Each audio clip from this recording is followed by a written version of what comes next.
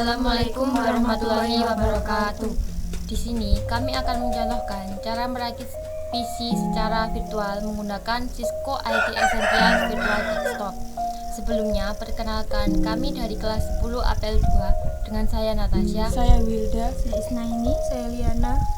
Kami akan memulai tutorialnya. Di sini saya sudah membuka aplikasinya ya teman-teman. Kemudian klik skip. Pertama yaitu bagian power supply. Kita pasang power supply-nya. Power supply sendiri adalah perangkat keras yang memberikan atau menyuplai arus listrik yang sebelumnya diubah dari bentuk arus listrik yang berlawanan atau AC menjadi arus listrik yang searah atau biasa disebut sebagai arus DC. Nah, ini kita paskan dulu ya, kemudian klik tengah ya, sudah terpasang ya teman-teman. Kemudian pasang power supply scrub. Power supply scrub yaitu berfungsi untuk merakatkan bagian power supply. Sudah, bagian motherboard akan dijelaskan dengan teman saya yaitu Isnaini. Selanjutnya pada motherboard kita pasang RAM-nya dulu. Ada 2 RAM, RAM 1 dan RAM 2. Fungsi RAM sendiri sebagai memori penyimpanan sementara. Ini kita sesuaikan dulu sampai seperti ini. Kita kunci. Lanjut ke RAM 2. Kita sesuaikan lagi.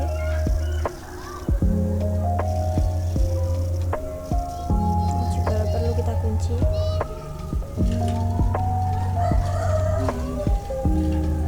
Selanjutnya pasang CPU. Fungsi CPU sendiri untuk memahami dan melaksanakan perintah dari perangkat lunak.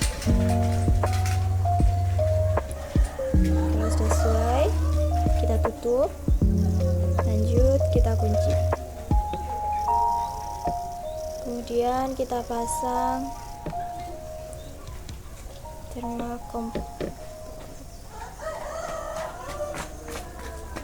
compound ini sendiri fungsinya untuk memperlancar proses panas dari prosesor ke heatsink.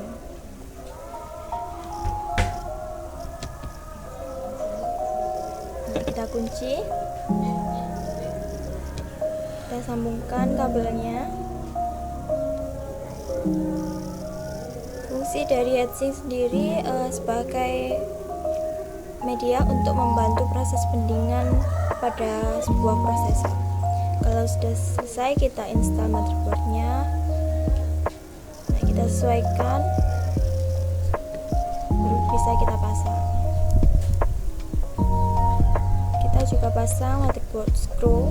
Fungsinya untuk merekatkan bagian-bagian pada motherboard. Setelah selesai, selanjutnya adalah adapter card, akan dijelaskan oleh teman saya Wilda.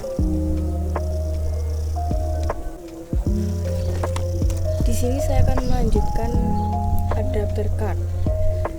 Di adapter card ada beberapa macam-macam perangkat, yaitu pertama NIC. NIC berfungsi sebagai jembatan dari komputer ke sebuah jaringan komputer. Kedua, NIC screw berfungsi yang sama dengan service lainnya pada bagian power supply, yaitu sebagai untuk merakit bagian-bagian NIC, bentuknya sama dengan baut. Ketiga, wireless NIC berfungsi untuk menghubungkan PC dengan AP atau access point. 4. Wireless NIC screw berfungsinya sama seperti NIC screw. Video 5. Video adapter penghubung perangkat pemroses grafik dengan peralatan output berupa monitor. Keenam,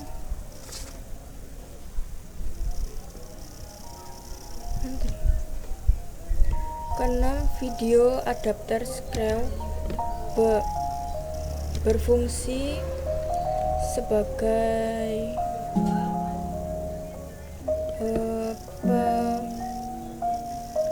merakit bagian-bagian di dalam video adapter, bentuknya sama seperti baut. Untuk internal drive dilanjutkan oleh Ana.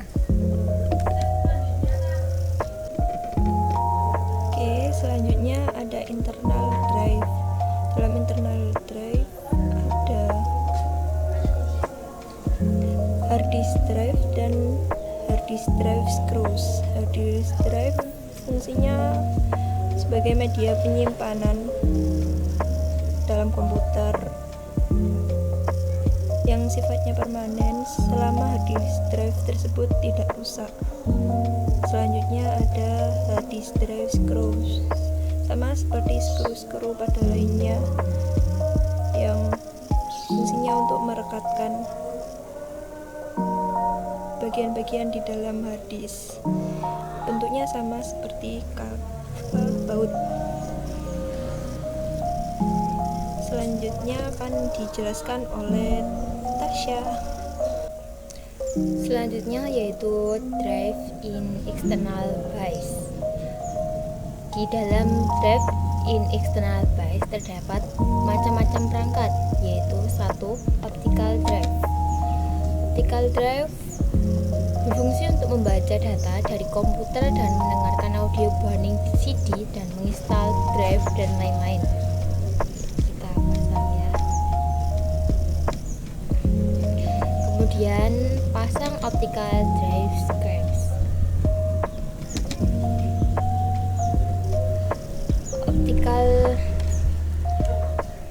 Optical drive screw berfungsi untuk merekatkan pada bagian-bagian optical drive. Kemudian floppy drive. Floppy drive berfungsi untuk menyimpan data dengan memori terbatas yang hanya mencapai 1.44 MB.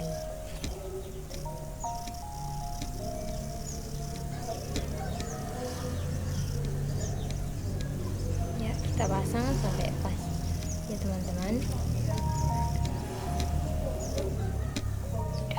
Kemudian pasang juga floppy drive screw.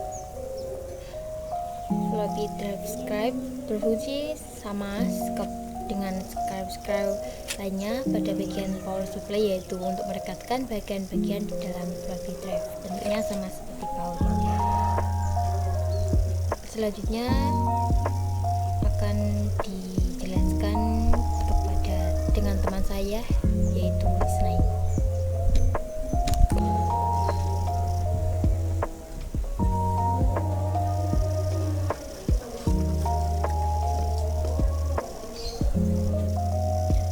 Selanjutnya ada internal kabel. Ini power supply. Ini untuk menghubungkan dengan motherboard. Kita pasang dulu.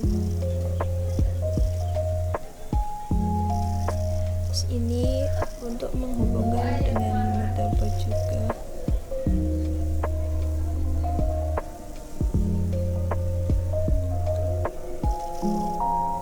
Ini DVD ROM.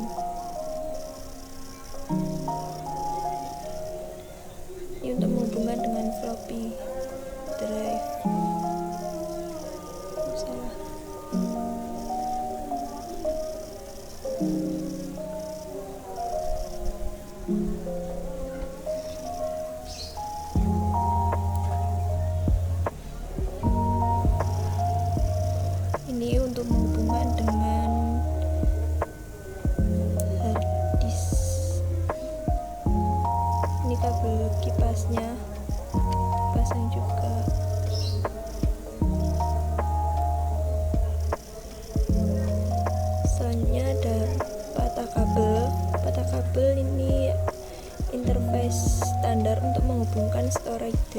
seperti hard disk dan CD-ROM dalam personal komputer.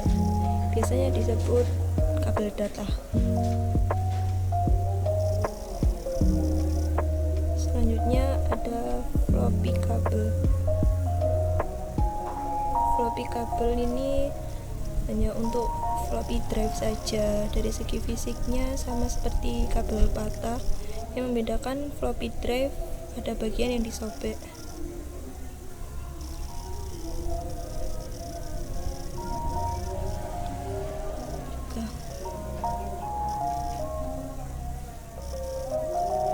Selanjutnya ada SATA kabel. SATA kabel ini untuk menghubungkan perangkat penyimpanan seperti hard disk, CD-ROM, DVD-ROM, dan DCRW. Pasang. Oke, selanjutnya ini juga dipasang juga.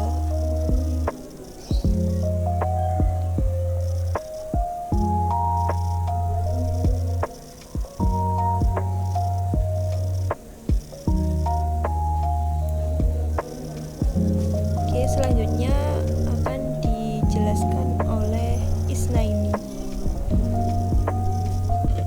Nah, sekarang sudah di external cables.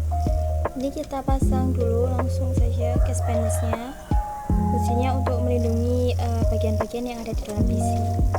Baru kita pasangkan panel screw-nya untuk merekatkan panel case panelsnya tadi.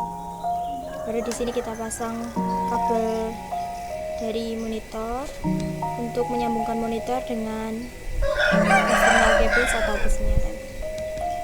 Ini kabel dari keyboard. Fungsi dari keyboard sendiri untuk mengetik.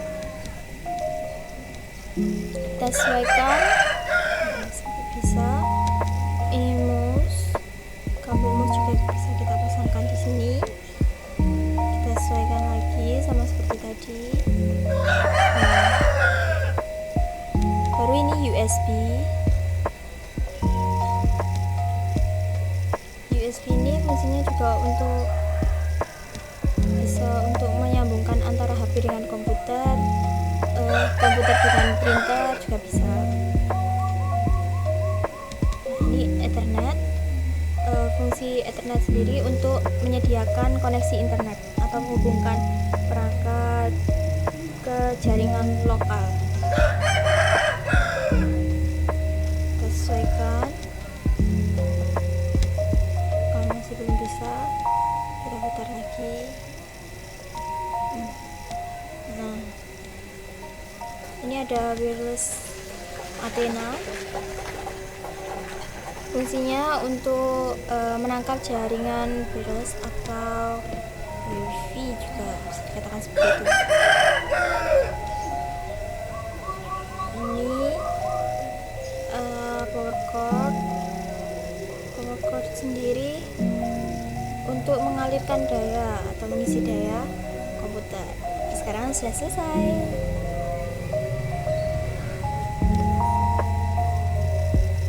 Sekian penjelasan dari kami. Jangan lupa like, comment, subscribe, dan share. Terima kasih. Wassalamualaikum warahmatullahi wabarakatuh.